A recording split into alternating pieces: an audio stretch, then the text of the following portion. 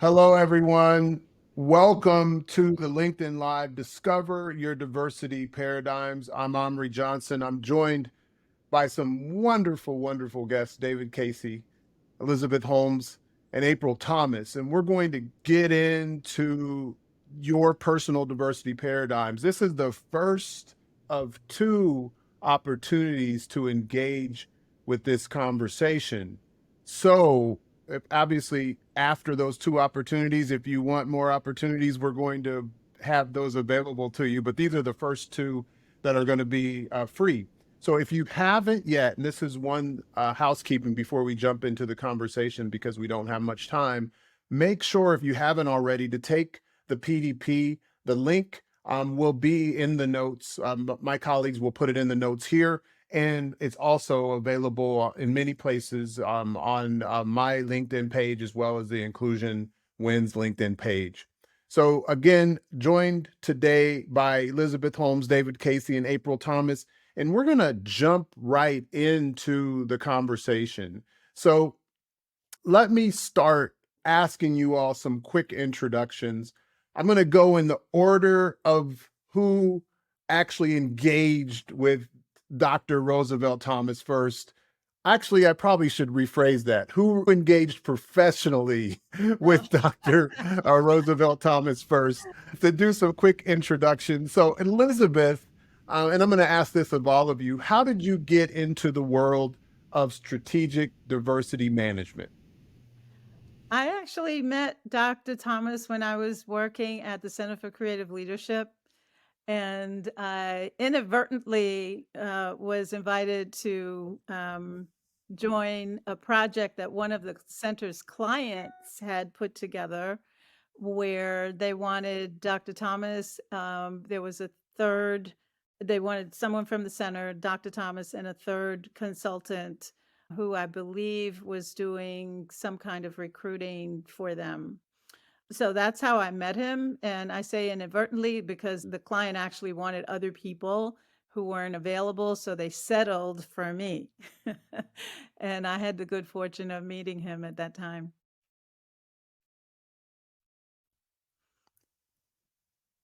Thank you, Elizabeth. David, how about you? All right. Well, Humry, you said engaged professionally. We don't know. April may have had some conversations about strategic diversity management at the dinner table. I'm just saying. I imagine that the dinner table was full of SDM and April wasn't even vibing on it. She was just like, okay, this is dad talking. And that's the way he always talks. But I'm going to go to her last because I'm going to also have her describe what the paradigms are before we get into the other questions. So, David. Fair enough. Fair enough. So, I came across Dr. Thomas early in my career. This was like 20 some odd years ago, about 22 years ago. And I was my first diversity role, didn't really know what I was doing. I had just read Beyond Race and Gender and everything else I could get my hands on. And I came across, I was looking for, like best practice benchmarks of what companies were doing in this space. And I came across the Diversity Leadership Academy in Atlanta. And I believe Dr. Thomas and AIMD at the time were partnering with Coca-Cola to launch the first academy in Indianapolis or in Atlanta. And I'm sitting there thinking, what a masterful concept, because companies don't operate in a vacuum. So if you can help communities get better in managing diversity, which is where companies pull their employees from and where most of their consumers are, it's only going to help you as an organization get better at doing this work. So I came across the DLA, contacted Dr. Thomas, learned more about it, thought it was an excellent concept. And, very shortly after that, we launched the second DLA in Indianapolis in partnership with Dr. Thomas. So that was how I came across him in the first place. Fantastic, fantastic. Were you in Atlanta at the time, or did you reach out from another place that you were located? I was in Indianapolis at the time, so I reached Okay, out from Indianapolis. Yeah. okay, fantastic. Great. Now, probably the original person that got involved with SDM before she knew she was getting involved with SDM. April, please tell us about how you got into this work, how you've kept up your dad's legacy, and a little bit about your dad. I think even some of these diversity practitioners that maybe aren't the old school, they might not necessarily be familiar with SDM. So to answer I'll answer David's question, like perhaps, I was involved. If I was involved, it was just like dad talking, and being a live participant in an experiment, but not, let's talk about SDM. But how I became involved, I knew he had, the biggest thing I knew, he never talked about it really at home, not directly. But I knew he had, there's this giraffe and elephant and some books, and that was about it. So it wasn't until after he passed, unfortunately, that I saw and heard just the impact of his work. And it was at the wake, actually, the day of his funeral, that someone asked me, would you consider running your father's business? And I was like, I'm a musician, right? And so, but that was like a fateful question. And that was 10 years ago. And so since then, I see my role as being kind of a steward of my father's legacy. And so I haven't added anything to his content. I think it's pretty solid, on its own. My goal has been just to get it out there and to help people know that this exists as a tool and a resource, because I think that it's applicable, even though it was codified late 80s, early 90s. It's still something that's applicable now, regardless of the context that you find yourself. And so that's my goal and objective, is to keep this front and foremost before people. Great. Thanks, April. Can you tell everybody a little bit about what the PDP is? I'm going to share something to let you walk through it, but I really want people to understand what the PDP is, and then we'll get into a few more questions. Sure. The PDP, it's an assessment, and Elizabeth, feel free to jump in, because Elizabeth was one of the original, creators of it, co-creators with my father. But it's basically an assessment that helps we've identified 4 dominant paradigms or perspectives that individuals can hold about diversity. And they're not isolated. It's not you're either A, you're either B or C or D, but there's activity. But you do have a dominant one that tends to be the one by which the lens through which you see, when you look at diversity, this is what you're looking for as examples of what you hold as diversity.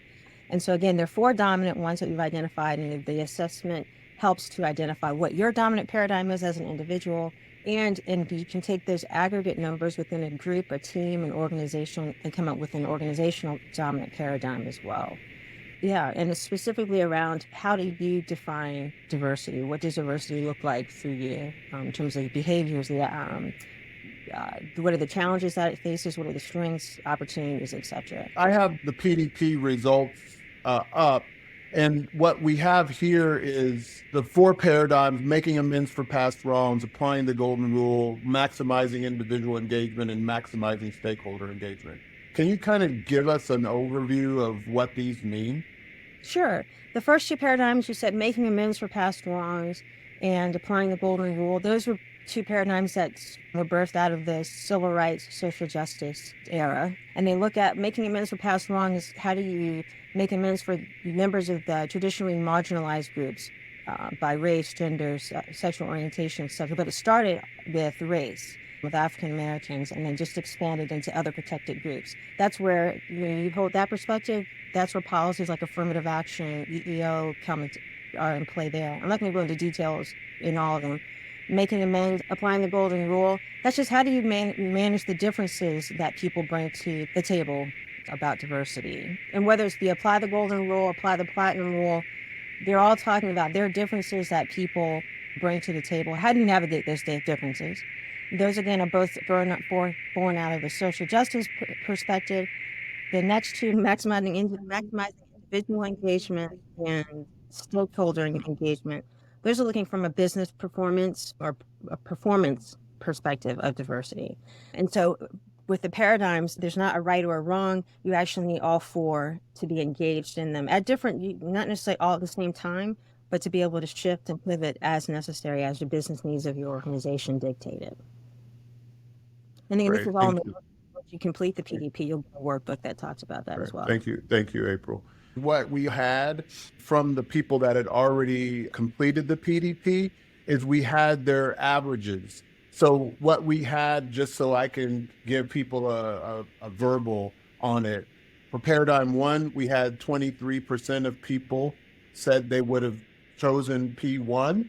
For P2, around the golden rule, to apply the golden rule, it was 26% of the participants that took it already. For P3, it was 27%, as well as for P4, it was 27%. So, and one thing I think, and it's a little bit of a diversion, and I want to talk, kind of go to you, Elizabeth, around, and then to you, David. You were the translator for Dr. Thomas, from what April tells me. And so you're looking at the DEI space today. What's changed and what hasn't changed? Not a lot has changed as far as I can see.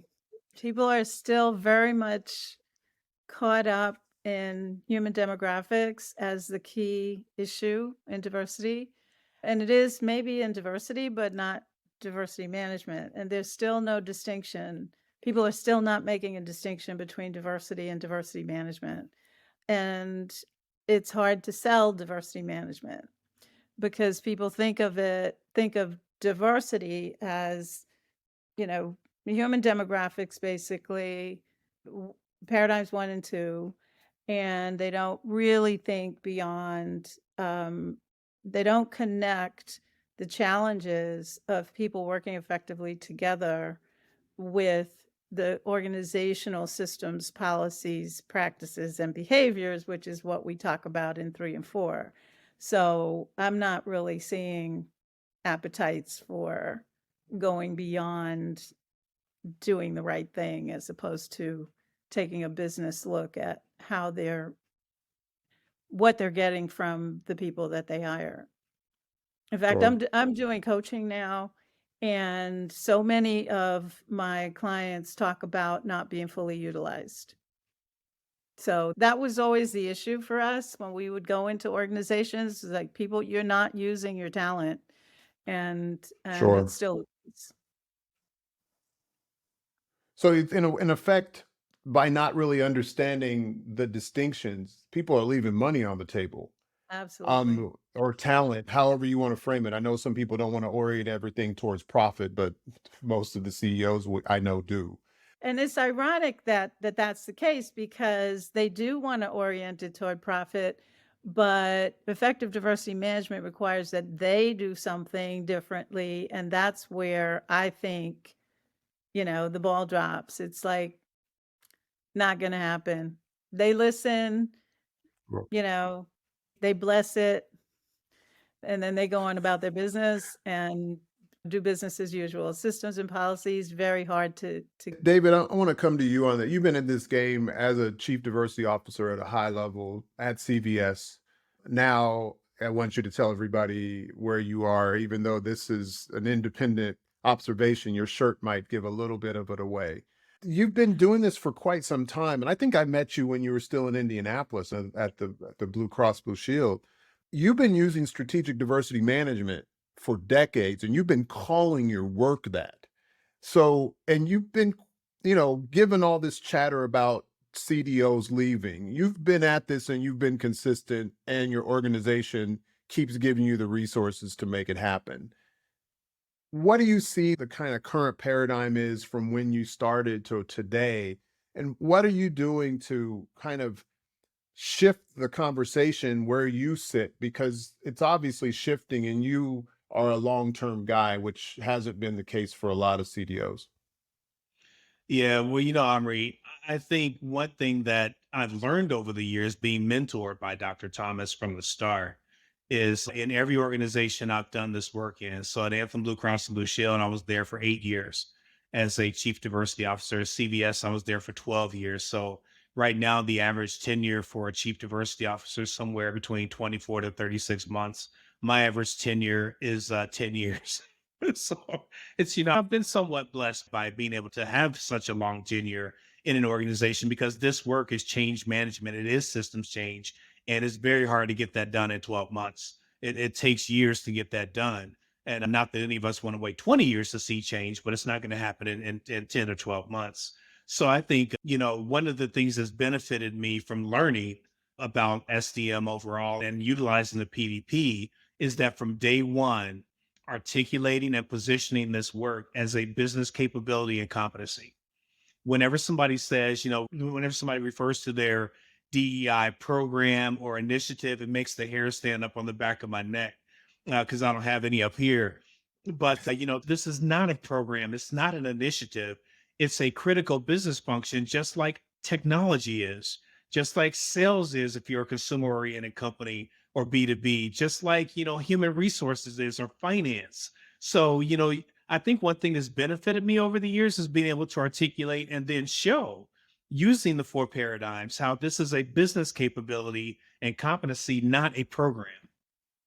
Nice. Thank you, David. And I want to go to you, April, because you've used this with organizations. You've had a lot of interaction with Elizabeth and David. Where do you see the paradigms become effective in the folks that you've worked with? And I want to go back to David and Elizabeth around this too. David somewhat articulated it already. Where have you seen people come to a different way of thinking about DEI, about diversity management as a result of engaging with the paradigms? I think one, on an individual level, there's just an increased awareness around holding multiple perspectives, and not just about the definition of diversity. It starts in the context of the PDP, but then you can expand it. That's a transferable skill. So whether you're talking about, okay, this is how I define diversity, or you're talking about what's the next product we're going to work on, or whatever the context is, those are just differences. Those are differences in a mix. And how do you navigate that? Realizing I have one perspective, this person has another, this team has another. We're all, the common objective is we want to get work done.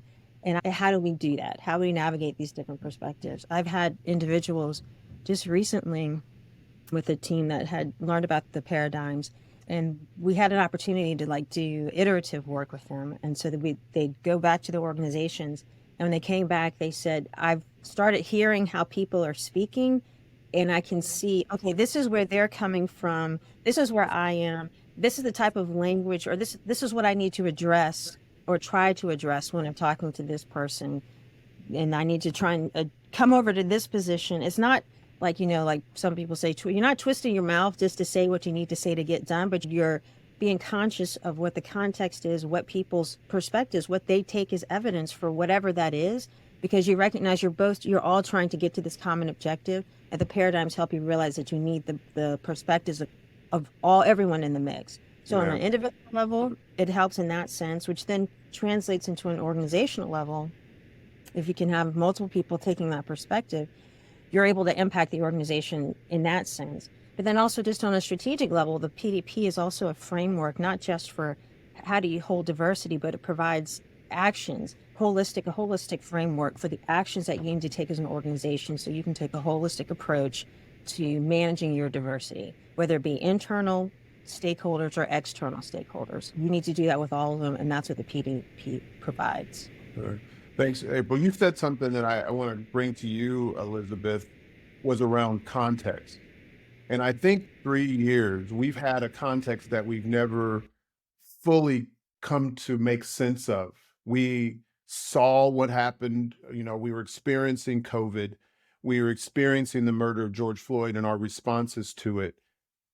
But I think coming out of that, we kind of went on George Floyd's murder and the pandemic and the disparities that were already in existence that came to the fore during the pandemic. We treated them as if they were almost like kind of nested events that weren't connected to any other context. It was almost like we were a bit allergic to context. So when you all were creating the PDP, how did you kind of use this to help people bring context into the conversation about this work we now call DEI, or we often still, you all called strategic diversity management, that contextual idea that transcends the notion of the function of DEI full stop. I feel like we've narrowed sometimes that the function of DEI is like it's not the responsibility and the need for capabilities for everyone. But Right. how could we bring context to the organization around how important this is in your experience? And as you all were creating it, how did you all bring that to your clients and engage with leadership or in that conversation? You said the operative word, capability. It's diversity management capability that we were trying to embed in people's thinking. And the whole idea of the paradigms came out of the fact that when we went in to talk about diversity management from this holistic standpoint, we got so much really negative pushback from diversity practitioners themselves because we were, in their view, denigrating the real issue of representation, that we were not giving it credence, and there was no representation, and it was representation, period. That's what they were going for, that and getting along, which were paradigms 1 and 2, basically. And that the fact that we wanted to broaden the discussion to include why they were looking for representation, they just didn't want to go there. So there was a lot of pushback, not only from the leaders of the organizations, but also from competing diversity practitioners who were trying to, just go in and do trainer work and feel good stuff. Or in the very early days, what we used to call the shame and blame kind of training. In the And early that's days, they don't call it that anymore. I don't know. Well, their story actually is coming back. But yeah, so we really struggled to get a footing and to just look at it from a broader perspective. And Roosevelt had already put together a spreadsheet sort of the different elements of diversity management, what it included. So creating the paradigm was really just capturing what people were focused on.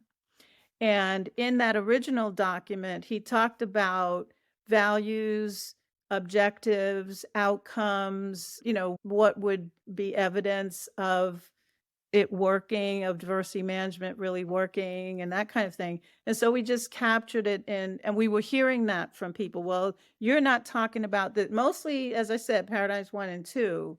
And then we were injecting those same issues of outcomes and values and activities and processes and systems and all that stuff relative to paradigms 3 and 4. So we just wanted to see, okay, this is where people are. This is how they see it. So let's just capture and let them see that there is more than one way to look at it. Sure. So we were trying to respond to all of the negativity around getting anywhere beyond paradigms 1 and 2. Sure. Elizabeth, and I want to come to you, David, but one of the things that is big in my work and in my book, Reconstructing Inclusion, is I talk about the accessible part. So it's making it the DEI accessible, actionable, and sustainable.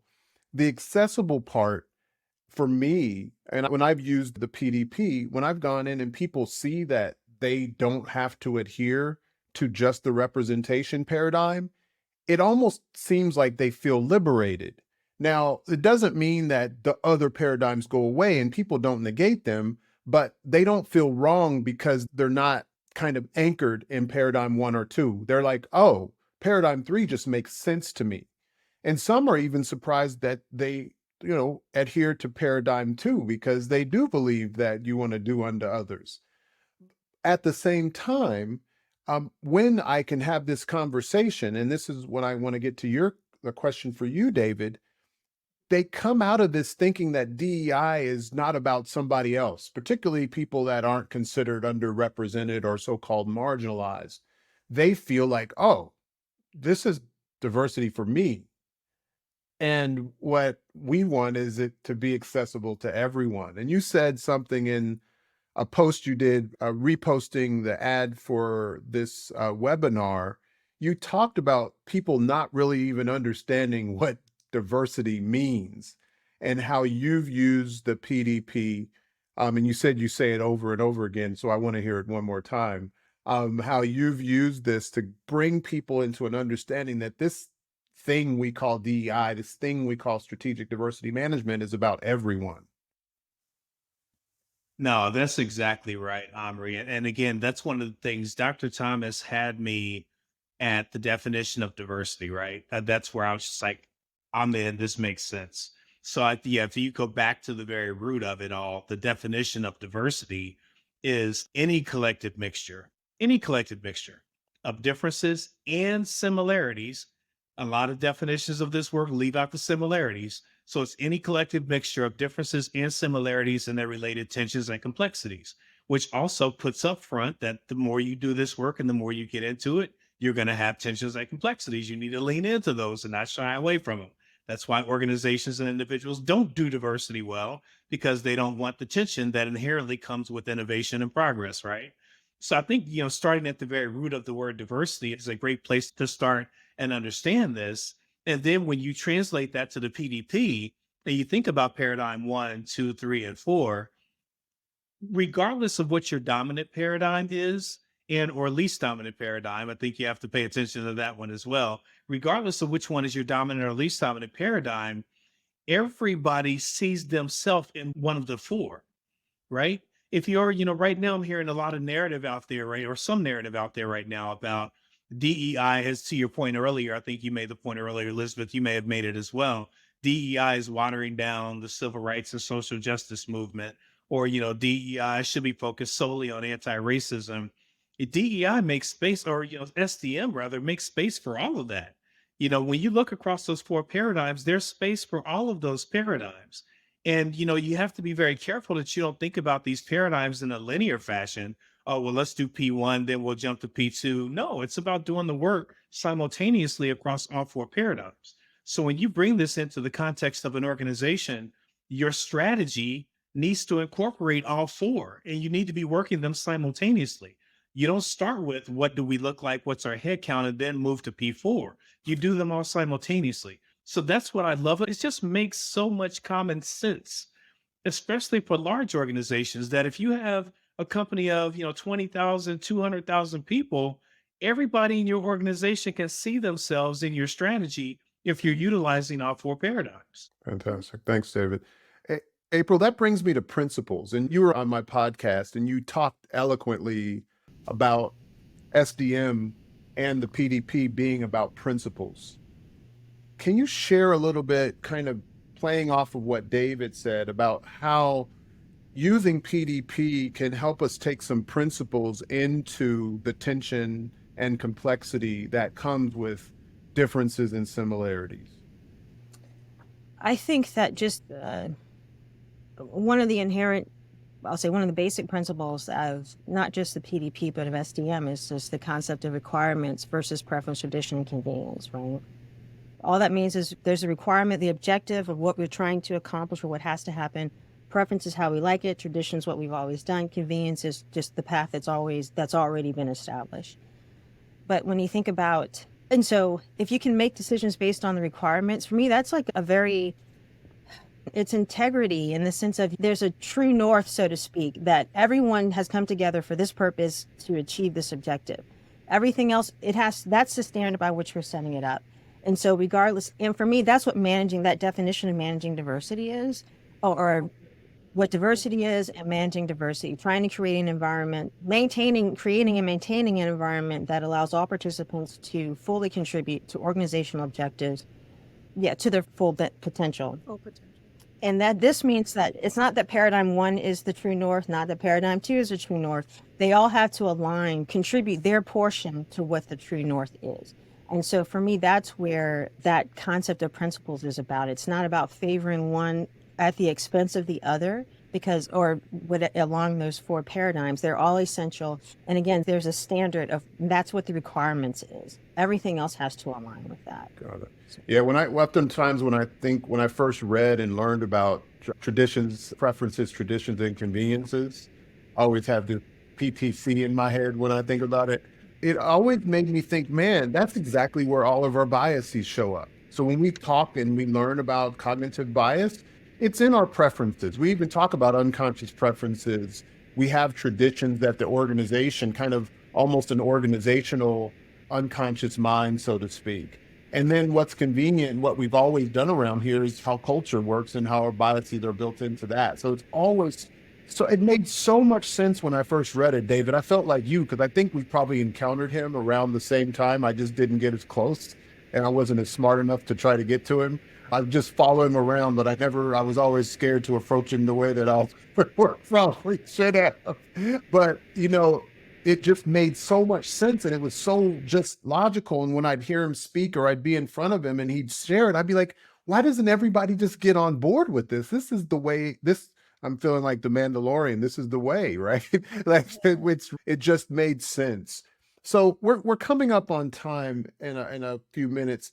Elizabeth, I'm gonna ask you: is there anything I should have asked that I didn't? And I want you to couple that with a story about Dr. Thomas and your experience in knowing this amazing human being.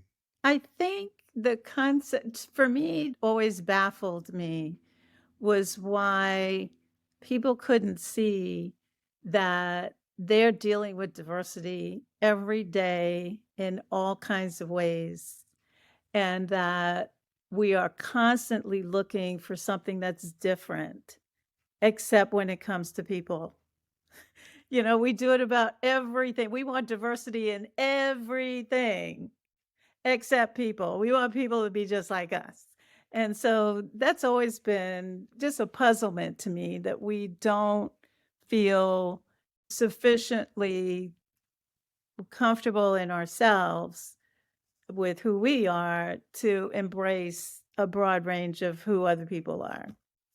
But one of the things that always struck me about Dr. Thomas was I was fortunate to work with Dr. Thomas in a peer situation when I first met him. We were on the same project, and I had my content that I had to produce, he had his, and that kind of thing. And the reason I say that is most people were so in awe of him that they just, I kid you not, so in awe of him that they would just, stand back. But I was able to get in the trenches with him, and we would, banter back and forth. And one of the time when I first got on this project, well, that's a different story. But one of the things that always struck me about him was when people would be angry, and these are senior executives I'm talking about, because that's really mostly who he talked to. And I would witness that they would ask a question that they thought was, very esoteric or, erudite, and in a very confrontive way, And so he would always pause. He'd look down, chuckle, and he'd take as much time as he wanted before he looked back up and answered the question. And when he looked back up and answered the question, he was so elegant and so clear. And so, you're an idiot for even asking this question. I mean, it was like he made that the answer was so clear. It was like, how could you even ask such a question? But it was always done in such a way that you couldn't, one could even follow, you couldn't say anything. You couldn't get mad. He was right, he was like right on point. And but you would never see it on him. I think he was, what I like to say, he was exercising our main principle, which is that you listen to what people are saying, you put your own perspective in abeyance, and then you answer with, sound logic and make yourself clear. Because he would take this time, and when he spoke, it was like, I know some people won't remember this, but it was like E.F. Hutton, everybody listened. If y'all don't know, look it up. It was always so beautiful to watch. And Wow. I would always have to do like this because I knew, he was just, he was putting people down so gently that they didn't even know that they were falling. It was great. So I, great. I love it. I love it.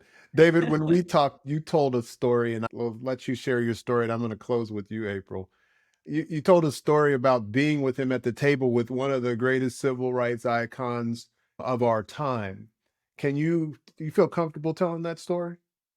Yeah, absolutely. And I'm grateful for having met Elizabeth early on as well, because he was an intellectual giant and she was his chief translation officer.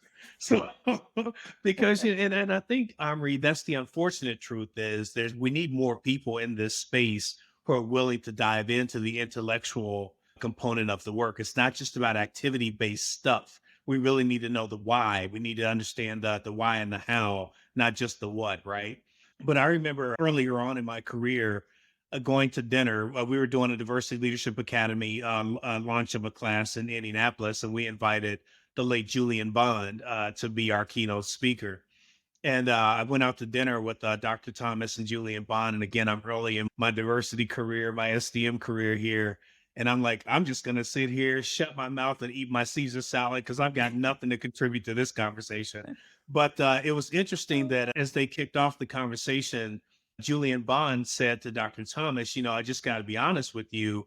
I think all of this strategic diversity management stuff is watering down and distilling down what we marched and fought for in the civil rights movement. I think you're distracting people from what we were trying to get done.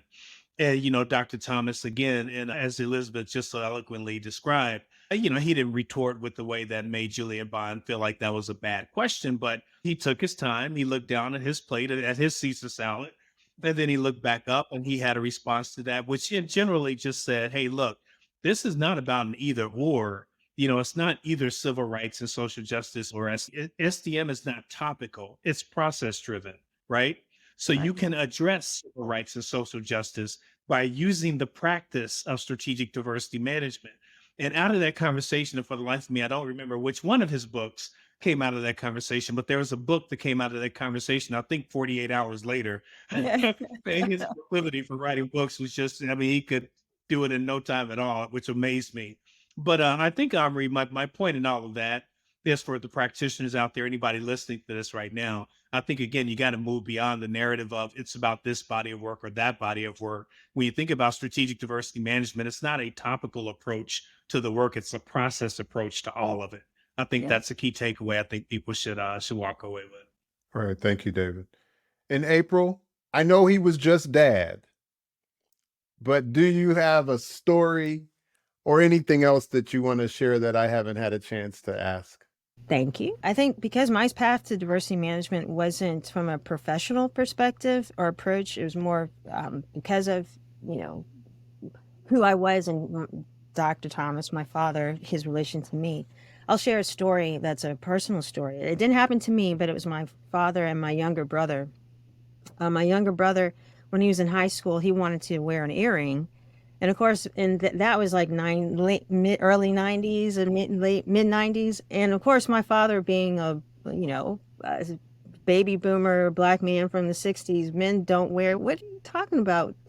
But he used his requirements versus PTCs. And he was like, okay, the requirement is that my brother, Jared, he needs to be in school, be doing his work. Is he doing that? Yes. Then the preference, of course, is my father wouldn't want him to be wearing an earring, but that's his preference. The tradition is men don't wear earrings. The convenience is, it's just more comfortable, whatnot.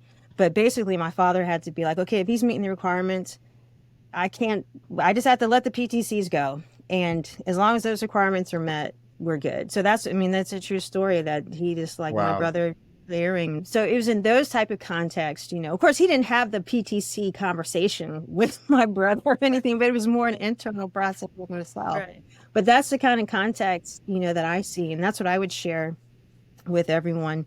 Just like we talked about, it's not just a business conversation. For me, this is a lifestyle because we encountered, Elizabeth referenced it earlier, diversity mixes are everywhere. From the time we wake up to the time we go out into the world and come back home, we've encountered diversity across all spectrum, the whole entire spectrum. And it's relevant. And if we can develop that capability, not only will it impact what we do at work, it'll impact us at home and in our communities as well. So Thank you, April. Now I have to start practicing SDM in my marriage, given how much diversity is there, language, etc. So you just gave me a gem, so I appreciate it. I'm touching that one.